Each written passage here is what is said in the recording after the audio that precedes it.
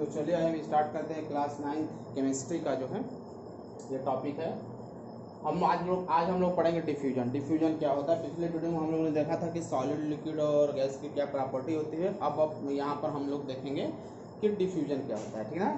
तो अगर दो सबस्टेंस आपस में मिक्स करता है बाय द मोशन, मूव करके अगर दो सबस्टेंस आपस में मिक्स कर जाता है तो इस प्रोसेस को हम बोलते हैं डिफ्यूजन। तो मैंने यहाँ पर लिख भी दिया है कि spreading out and mixing of a substance with another substance. Spreading out मतलब फैलना और मिक्स करना, आपस में मिक्स करना एक सबस्टेंस का दूसरे सबस्टेंस पे due to the motion, motion के कारण।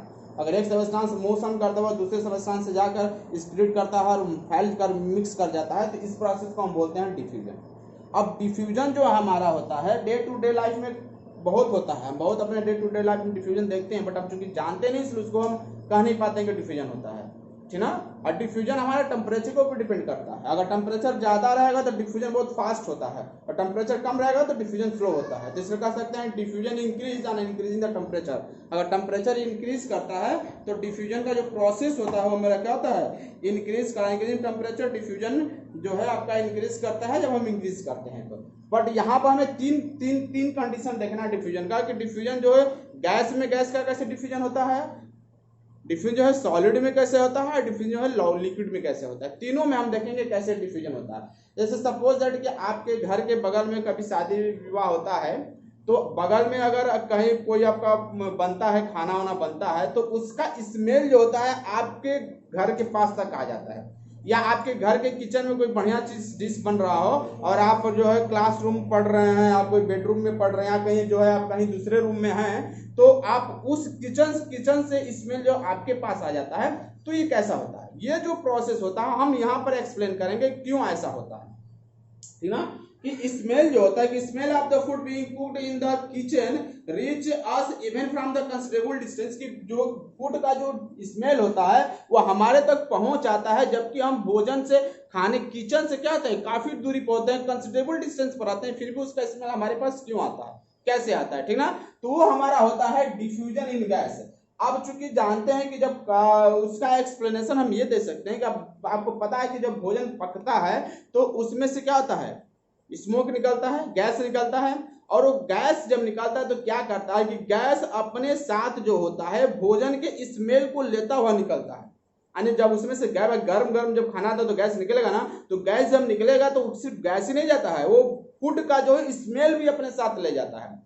और वो गैस जब स्मेल को लेता हुआ जाता है तो हमारे एयर में चारों तरफ क्या है, गैस ही तो है, और एयर के मॉलिक्यूल्स तो मूव कर रहे हैं, रुके तो है नहीं। ऐसा थोड़ा कि चारों तरफ एयर के मॉलिक्यूल रुके हैं, हर जगह एयर के मॉलिक्यूल मूव करते रहते हैं। इसलिए तो घर के अंदर का हवा बाहर है, बाहर का हवा अंदर आता है, मोशन करता है तभी तो अंदर बाहर होता रहता है। तो गैस के हमारे एयर भी मोशन करते रहते हैं। और जो फूड से निकलता है स्मोक, जो फूड से गैस निकलता है वो गैस क्या करता है, फूड के साथ स्मेल, फूड के स्मेल को भी लेकर जाता है। तो वो गैस और एयर के गैस आपस में क्या करता है, स्प्रेड करता है और मिक्स कर जाता है।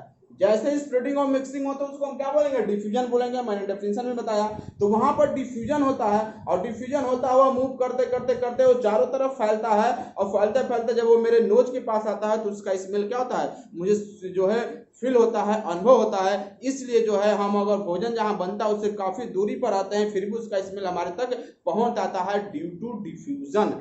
डिफ्यूजन जो अब यहाँ पर डिफ्यूजन है, गैस के साथ डिफ्यूजन हुआ कि फूड का गैस निकला फूड के स्मेल के साथ और एयर के गैस के साथ मिक्स कर गया, स्प्लिट कर गया और मोशन करते करते करते हमारे पास आ गया, हमारे नोज के पास आया, उसका स्मेल हम काफी दूरी पर हैं फिर भी उसका स्मेल हमें हो गया। तो this is due to the diffusion of gas. Gas के डिफ्यूजन के चलते ऐसा होता है। दूसरा आपका है डिफ्यूजन इन लिक्विड। लिक्विड में डिफ्यूजन तो मैंने आपको पहले स्टार्टिंग में ही बताया था कि अगर वाटर में पोटेशियम परमैंगनेट का टुकड़ा डालते हैं तो पोटेशियम परमैंगनेट का जो है पूरा का पूरा वाटर पर्पल कलर का हो जाता है, क्योंकि पोटेशियम परमैंगनेट क्या करता है, मोशन करते हुए पूरे वाटर में स्प्रेड कर जाता है। तो चूंकि वहां पर मोशन हो रहा है और स्प्रेड कर रहा है, पूरे वाटर में फैल जा रहा है, इसलिए वाटर पर्पल कलर का हो रहा है। तो वहां पर लिक्विड के बीच मोशन हो रहा है, इसलिए वहां पर जो डिफ्यूजन हो रहा है डिफ्यूजन इन लिक्विड। लिक्विड का डिफ्यूजन वो वाला एग्जाम्पल हम दे सकते हैं, पोटेशियम परमैंगनेट वाटर जो है डिफ्यूजन इन द लिक्विड, वहां पर लिक्विड का डिफ्यूजन है, ठीक। अब हम देखते हैं डिफ्यूजन इन सॉलिड। सॉलिड में कहां डिफ्यूजन होता है, आप कभी गौर किए होंगे